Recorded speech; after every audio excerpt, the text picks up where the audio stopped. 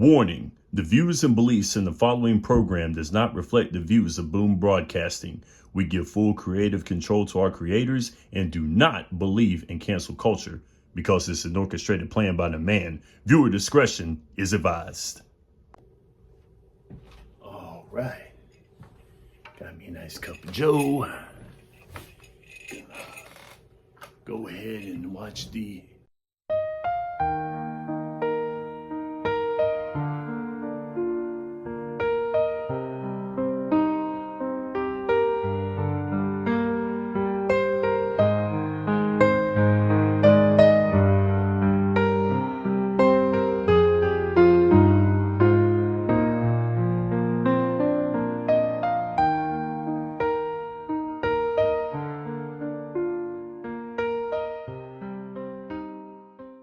fall off. Now they holler he'll turn, thinking I'ma sell out, talking just to feel heard. I never listen, although they say it's strictly. Welcome back to Quick Hits. I'm your host, Shannon Smith. Now, I want to be honest with you, want to be transparent with you guys, because since you guys have been watching this show, I feel like we're family.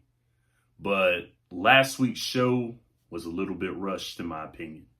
I had a 2-day seminar where I was out of town, wasn't able to do all the tapings and spread it out like I wanted to, and wasn't able to do the editing the way that I wanted to. So I felt like the show was lackluster. But I do appreciate you guys because y'all came through. Y'all showed me love on the Quick Hits University bit, and that was a whole lot of fun to do. So I appreciate y'all for coming through. I appreciate you guys liking the Gentleman's Corner bit that I did. I put that on social media so everyone could see, and that was a whole lot of fun. I'm going to be incorporating that into the show, or I might put it on its own as something for social media, or maybe something as its own show. Who knows? And most importantly, I want to thank my man Malvin off of Mike for the nightcap that we had on Wednesday. He made me feel like a meteorologist when I was talking about the weather when we were breaking down AEW at LJVM Coliseum in Winston-Salem, where it was last Wednesday. That was a whole lot of fun. But now that we got that out of the way, let's go ahead and start the show. We are the champions, my friends, and we'll keep on fighting till the end. We are the champions. We are the champions. We are the champions of the world. And Amon Khalif is the woman. And the Turkish shooter deserves an anime. Ray Gun, you have 4 years to redeem yourself. And Jordan Childs got robbed. 126 medals for Team USA. 42 bronzes. And it should have been 43. Looking at you, Team Romania.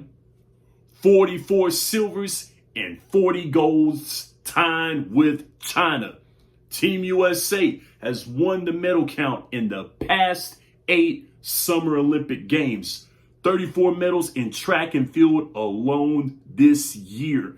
10 medals by the gymnastics team. Simone Biles, Katie Ledecky making history in these Olympics. Gretchen Walsh, Reagan Smith, Cole Hoker, Sydney McLaughlin set records in this year's Olympics. The men's 4x4 team that had a 16-year-old on that team, youngest Olympian ever. Noah Lyles, fastest man in the world. Sha'Carri Richardson, great job. Most bronzes, most silvers, most golds, most medals, period, in Olympic history belongs to Old Glory, America, land of champions, Team USA. Why in the hell can't we apply that to regular everyday life? When America works together, we're unbeatable.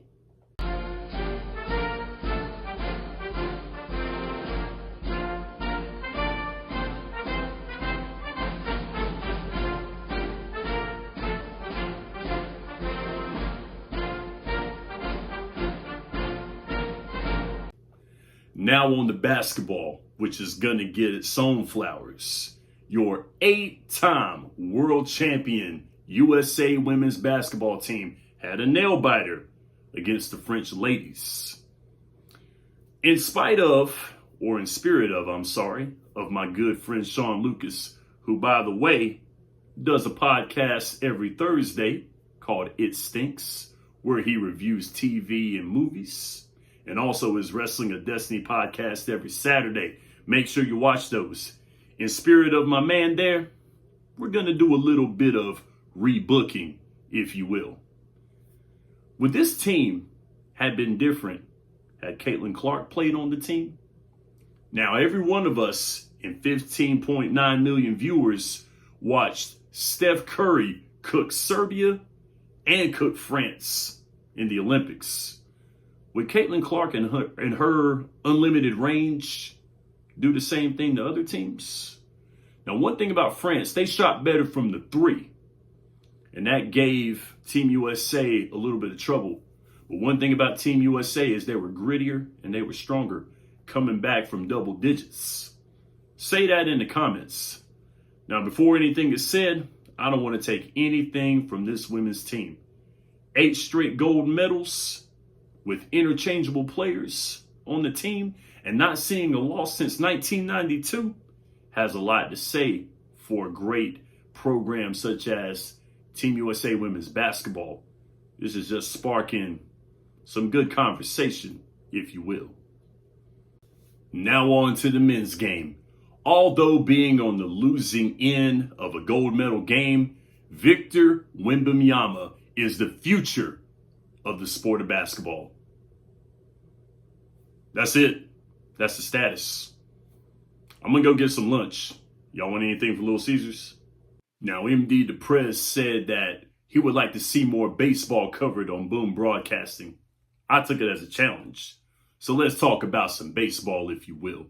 Now, the MLB Power Rankings came out early Monday morning, and they had some significant drops and some significant appearances different than the last power ranking. So, the Arizona Diamondbacks jumped from 15th to 9th thanks to the hot bat of Ketel Marte. 13 home runs, 30 RBIs in 26 games. Incredible play by my man. And by the way, Jock Peterson, we miss you. The Minnesota Twins, led by Byron Buxton's hot bat, made the jump from 12th to 8th this week, even though they lost to the Cleveland Guardians on Sunday. The Milwaukee Brewers moved to the top 5 as they extend their lead in the NL Central and possibly make their stride towards the lead in the NL period. After Giancarlo Stanton, Juan Soto, and Aaron Judge basically played T-ball on Sunday, the Yankees move up to 3rd on the power rankings, and the number 1 spot goes to the Baltimore Orioles, who have been tearing it up this year, becoming the first team to make it to 70 games. Now, of course, with the raisings in the power rankings, we have some notable skids. The Cleveland Guardians dropped from 3rd to 6th after avoiding a doubleheader sweep against the aforementioned Twins. And the Philadelphia Phillies, after being a dismal 7-15 after the All-Star break, are still ahead in the National League East and in the NL. Let's be honest, anytime I get a chance to trash the Phillies, I'm going to take it.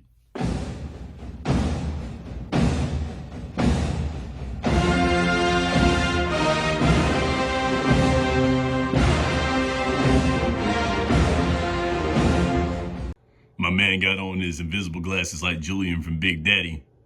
All invisible people can come out the hallway. Why my man look like he on the cover of Metal Gear Solid? Secret Agent Man, Secret Agent Man. Da-da-da, da-da-da,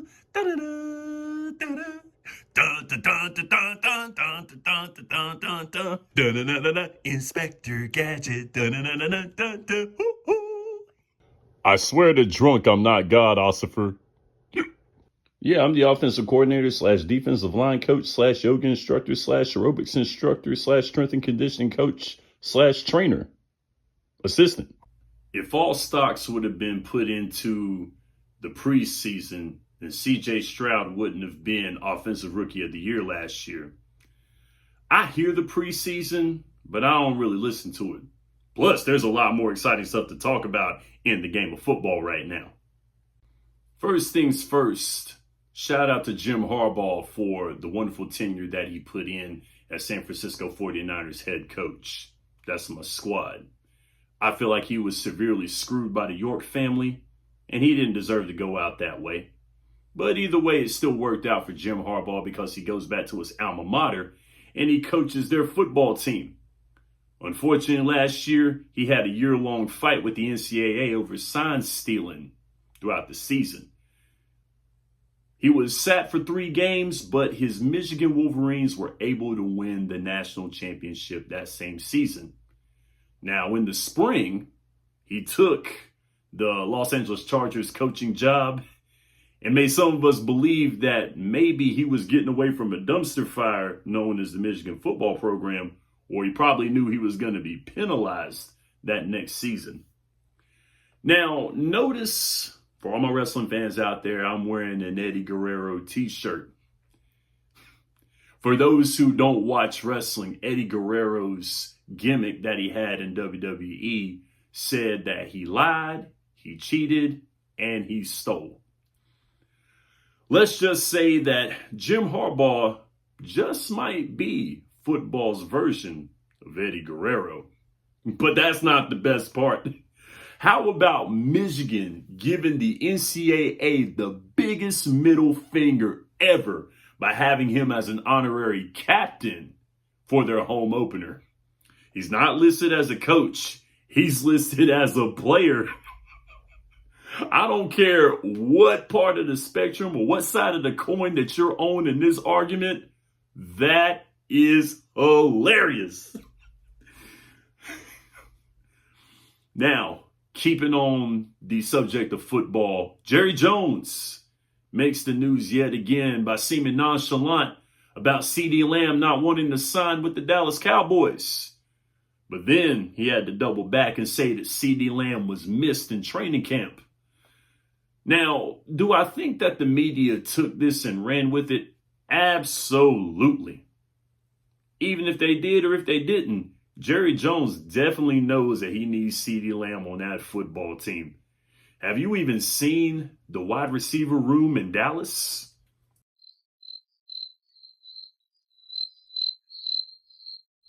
Now, I know there's going to be some people out there saying, but you're a 49ers fan. You don't know if Brandon Ayuk is going to come back. Don't talk about CeeDee Lamb.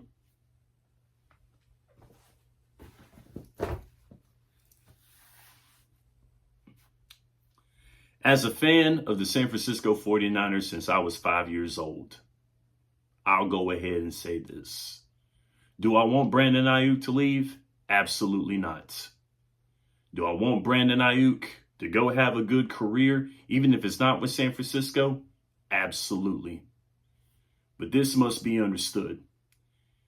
Brandon Ayuk has a great opportunity with a team that is going to turn around and win every single year. They have an offense that doesn't have to rely on you every single down. They have weapons. They have a running game. They have a quarterback that can move a pocket. He might not be the fastest, but he's not bad on his feet. You have an offensive line that can help you as well, too. You have a offensive specialist, a genius on offense in Kyle Shanahan that knows how to get you open, that can cater to receivers any given time. Now, would I ever tell a man not to chase after the money? No way. Do I feel like everyone should chase after the money?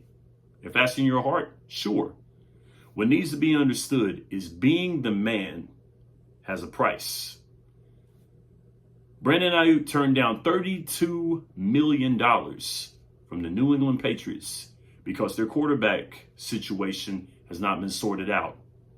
Brock Purdy is your guy in San Francisco. He's sorted out. He didn't want to go to Cleveland, although I wouldn't oppose having Amari Cooper on the team. He didn't want to go there. Pittsburgh is having trouble. If you put all your weight in the preseason, You would think Justin Fields is not going to be the starter, and Russ will. But here's the thing.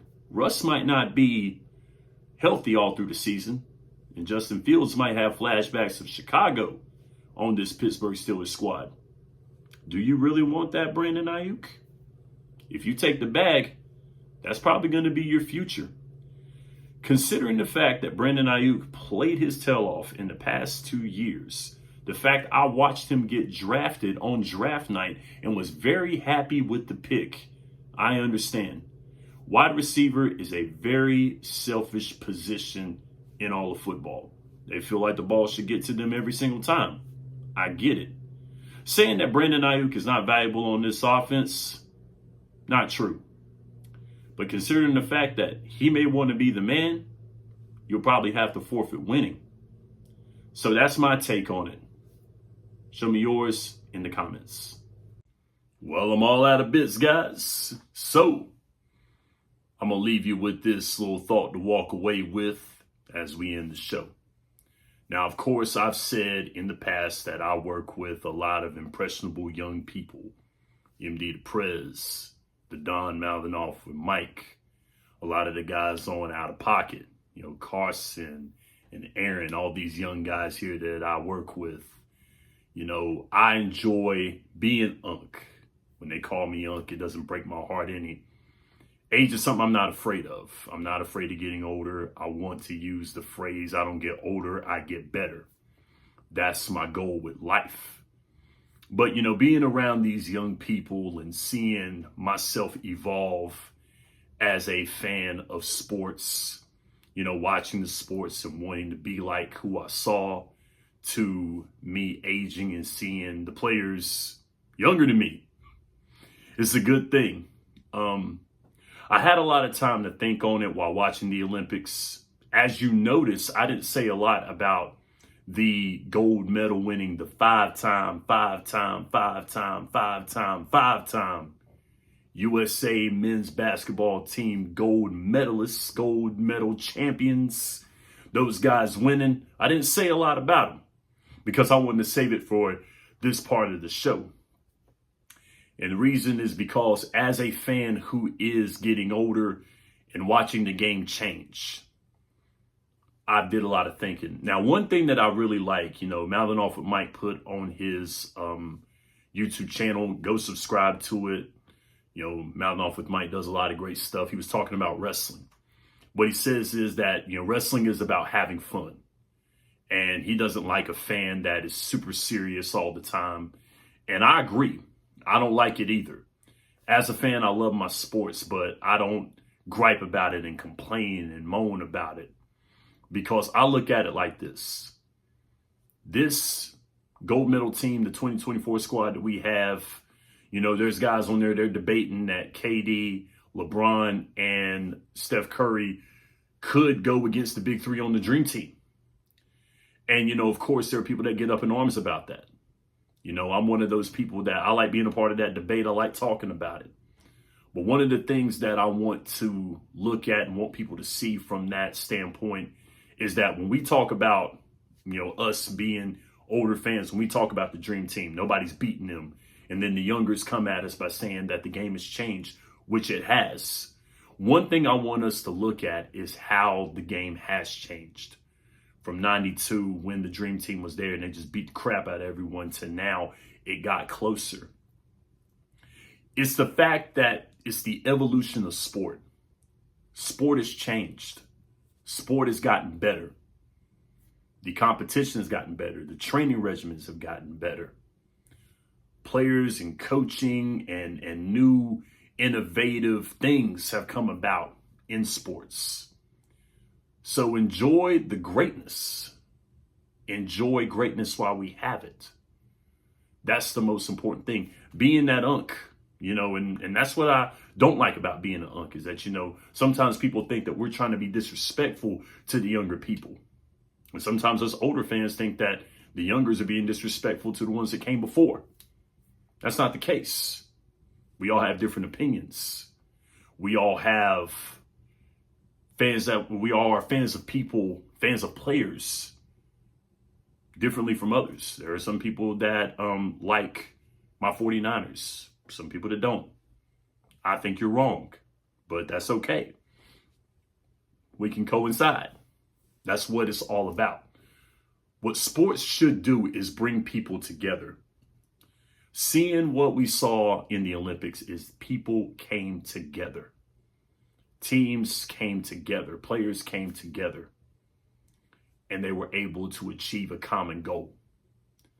So the fact that sports are still going and sports are not dying out, the fact that everything is getting better because of what came before, is what makes sports what it is. That's why I love sports. That's why I want to cover sports. That's why I do this show.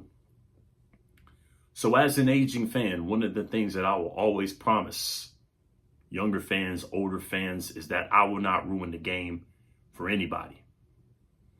So my goal, that's my goal. Hopefully your goal is the same thing. Enjoy the sports. Enjoy it on the TV. Enjoy it live. Always enjoy it.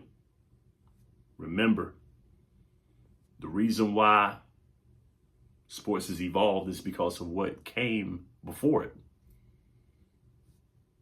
But as an older fan, enjoy the evolution of sport.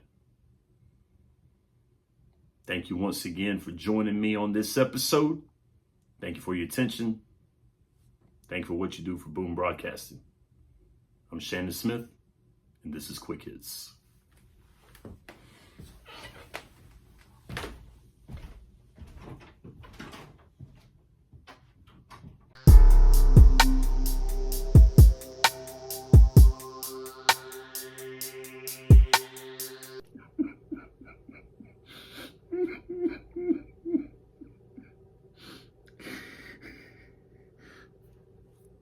Oh, wait, I have Peacock. It ain't over yet.